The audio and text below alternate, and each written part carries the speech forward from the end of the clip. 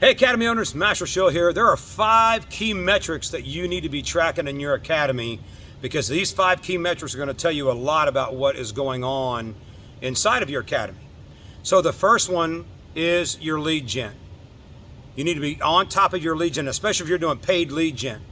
Organic lead gen, it's going to help out, you'll understand that. But if you're paying paid lead gen, you need to make sure that if you're getting X amount of dollars that you're paying and the leads coming in are not very good, then you need to start dissecting why are they not good. Are the demographics off? Are they in the wrong area? Do you have somebody from 30 miles away, calling in on an ad? That's not getting your demographics honed down to where you need to be at.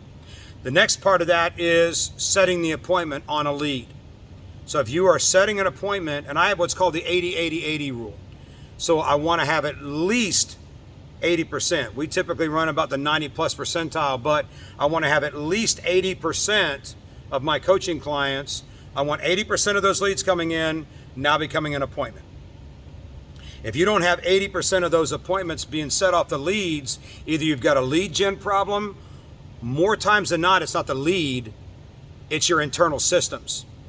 You don't have a follow-up system. You don't have a phone script. You don't have an appointment setting system that is proven. And if you'll build that and you'll follow it, I talk to lead gen companies all the time. And they're talking about, yeah, man, I'll get somebody 20, 30 leads in a month, and then they're calling complaining because they don't get any enrollments, but they don't set any appointments.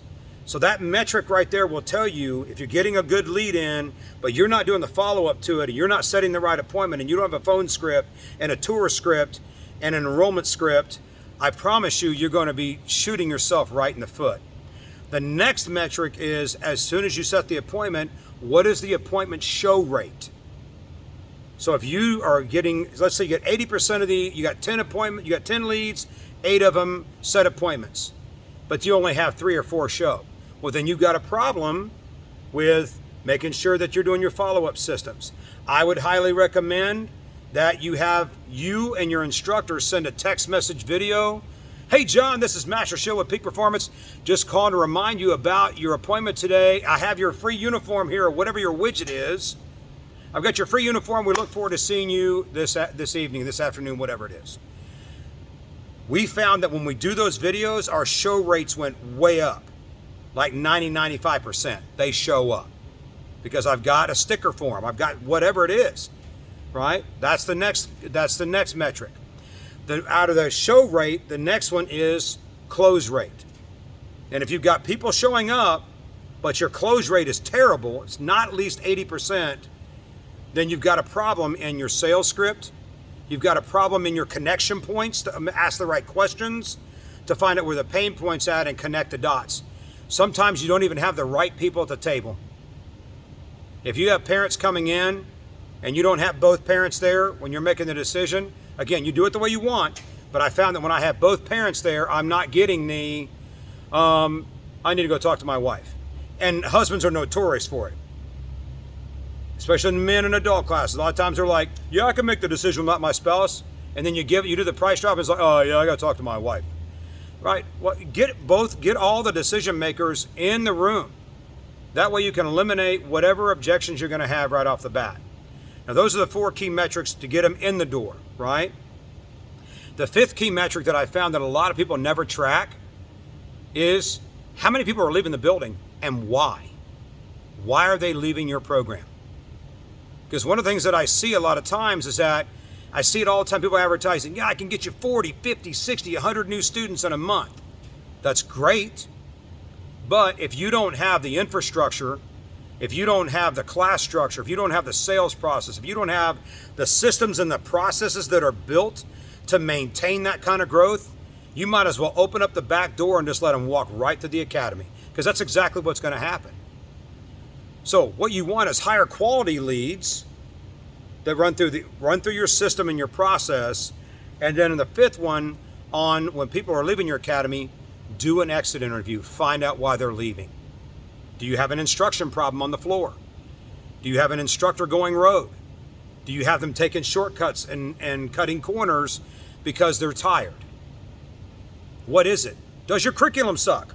I'm sorry to be rude, but Does your curriculum suck?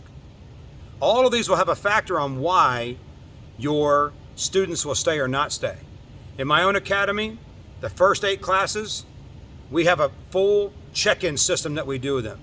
There's a mat chat we do with them every class. There's a phone call the instructors do the very next day, because when they're riding home, I promise you, they're going to have questions. And a lot of times they're sitting in the back of the classroom or in the spectator area, and they're watching, and they don't know our culture.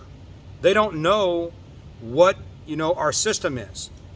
And so a lot of times they don't want to ask a question. They don't want to seem stupid. And it's our job to educate them on what is going on so that we make their experience better, so that it builds that longevity and it builds the retention system in. Your retention system needs to be stronger than your enrollment system, because it's a whole lot more expensive to get new than it is to just retain what you have. So you have to really work on your retention systems. You need to have full-blown curriculum structures. You need to have all of the curriculum videoed and online. You need to have life skills programs. You need to have all of these things are built in, and you need to build a value so that parents look at you as one of those things they cannot live without. Because when they're looking at their budget during tough times, are you one of those things they're going to say, you know what, I'm not cutting out that program. I have to have them. If you guys have any questions, comments, don't agree, disagree, whatever, comment down below. If you comment down below, send it to me. I will send you the spreadsheet that we use on those 5 key metrics. We'll talk soon. Bye-bye.